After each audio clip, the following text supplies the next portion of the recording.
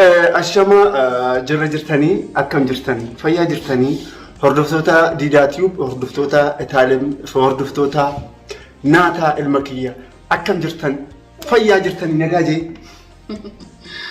Hello kabajamtoota hordoftoota Diidaa Tube akkam jirtu mee nagaa keessanii nagaa galata rabbii jirra naati narra ka dhufee jira xiqqoon jala dhukkubee ture amma garuu fayyaa jira laakiin amma hin burraaqa cineen kaabbaa ko fayyaa jirtanii alaaf maal jedhama alaaf manni keessan nagaadhaa biyyi warreen biyya keessa jirtanii biyya alaa jirtan isin hunduu nagaa fayyaa warreen yaaddan illee isin dhufne jirra fayyaa jirtanii ilma kiyya Naataa wajjin egaa kabajamtoota keenya har'a akka tasaafee halkan keessaa ilmi keenya xiqqoon jalaa dhukkubsatee tureeyyuu lapheen isaa jalaa bu'ee ture dhugaa lopheedhaan marrimaan gadi jalaa bu'ee tureeyyuu halkan muluu baay'ee isa dhukkubeeyyuu plus immoo baay'ee hoqqisiisu ture halkan guutuu isaa na baay'ee rifanneeyyuu anaaf Itaalem rafne anillee akkuma sana yeroo duraadhaaf Mariman sabo ye gogeesha le deemen beeku haga ammatti jechuudha haga amma gogeesha deemen beeku garuu akka kaleessa akka tasa galgala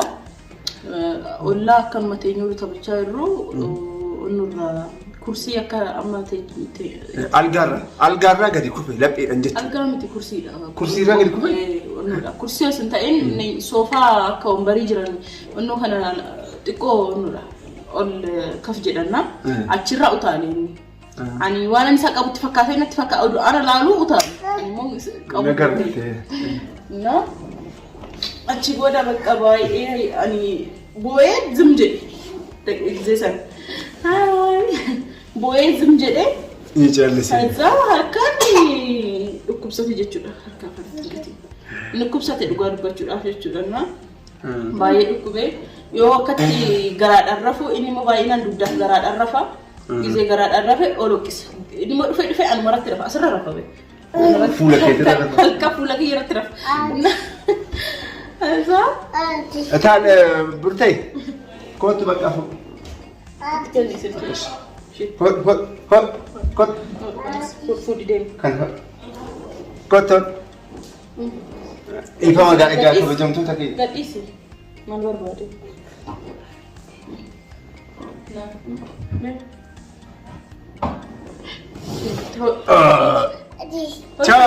Ciao, Jen.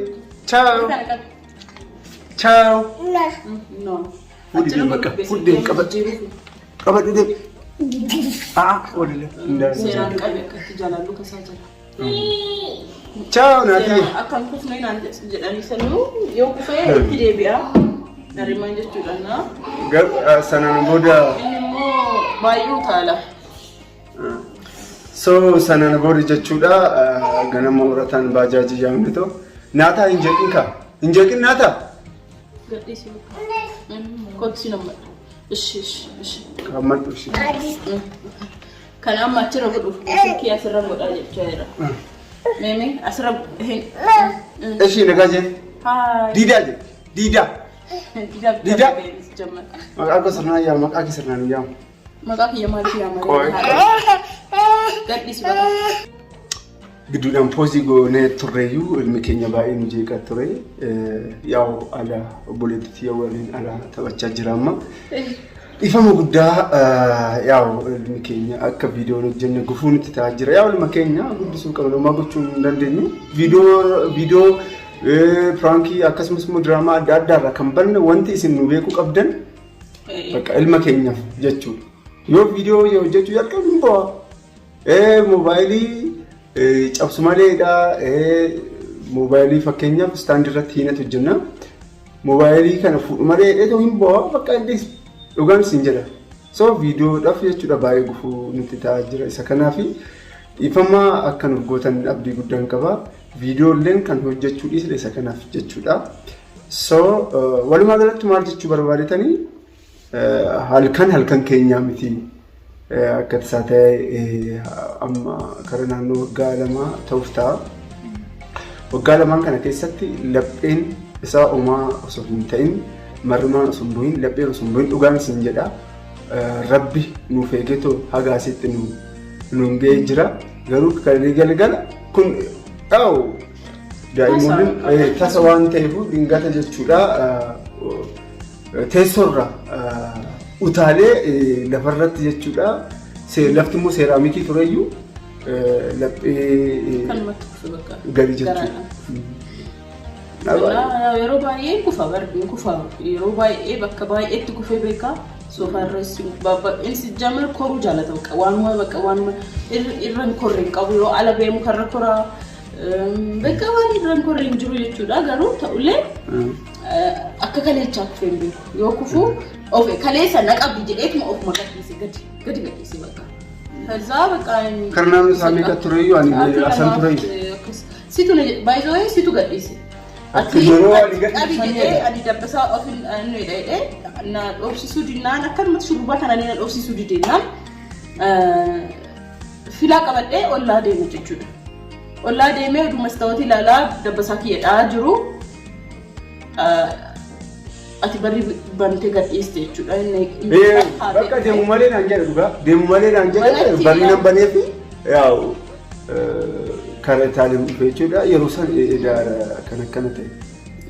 Naa bakka ammoo harka tokko filaa qabeera harka tokko akka qabisii na qabee jiraayyuu bijaamaa uffadheeyyuu achumarra na an beeku bakka na qabdi jedheeti yaadinatti fakkaata akkanumatti bakka na cinaa jiraayyuu akka na cinaa jiru ani jedheen dabbisaa osoo dha'u harkaa kufee nama gochuun danda'u yaawwaa inni eega jechuudha dhuguma osoo waan biraarrattis kufuu danda'ayyuu garuu.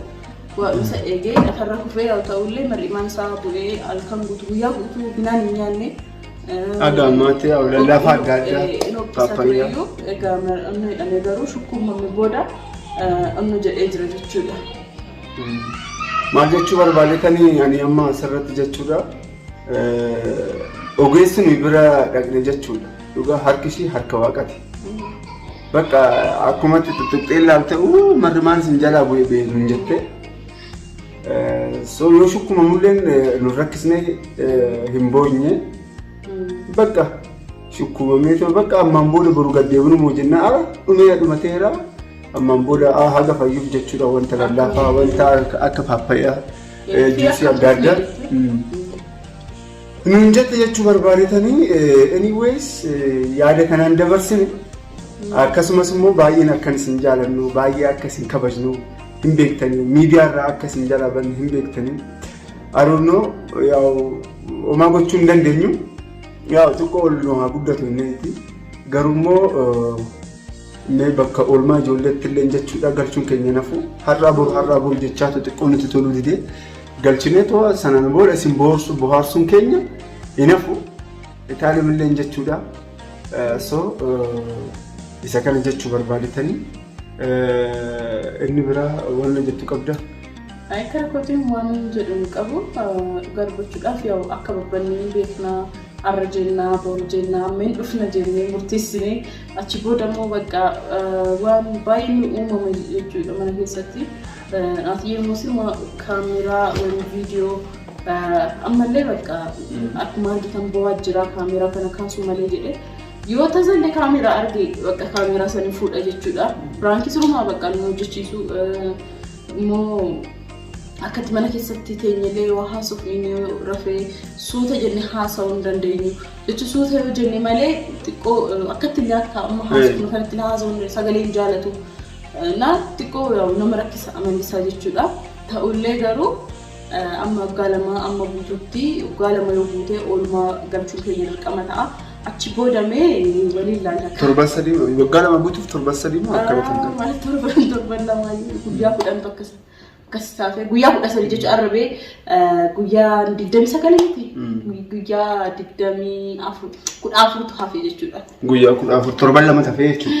Torban lama tafee yeroo baarzidee isaa ka aduusan waliin bashannanaa bashaqqatnaa yoo rabbeedhe. Isa kana Oromoowwan kiyyaa firootawwan kiyya baay'een isin kabajaa.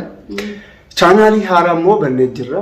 Chaanaalii haaraa jechuun sabskraayibarii 21,000 kan ofirraa qabu. Chaanaalii Amaariffaa achirratti jalqabnee jirra. Bakka lamaanuu hojjechaa jirra. Naataa faamilii jedhama. Liinkii isaa isiniif teechisu koomentii irratti seenaatii ittiin bohaaraa ittiin bashannanaayi. Inni lammaffaa immoo warreen chaanaalii bitachuu barbaadan karaa keessatti na dubbisaayii. Bilbilli koo 920 1779 haloonaan jedhaa. Inni sadaffaan Itaaliyaan mufattee jirti dhugaan isin jedha.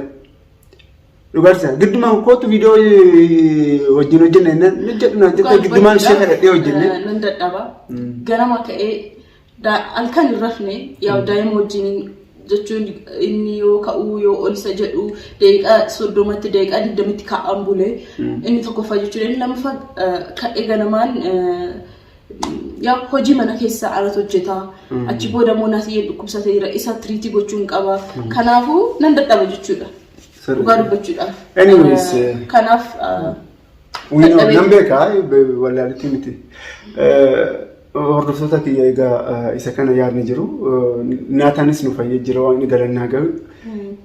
Halkan gaarii nuuf hin taane turre waan inni galannaa gahu garuu lubbuun nu keessa jirti. Ilmi keenyas fayyee jira kana caalaa wanta guddaatu jira garuu Rabbi nu fayyisee jira. Galanni waaqa haa gahu jechuu barbaadetaniif horaa bulaa baay'een isin jaalladhu isin kabajamtoota keenya. Warreen chaanaalii kana haaraa taatan subscribe fi share like gochaa ta'u akka wal bira dhaabbannu isin jedha horaa bulaa nagaan naa jedha.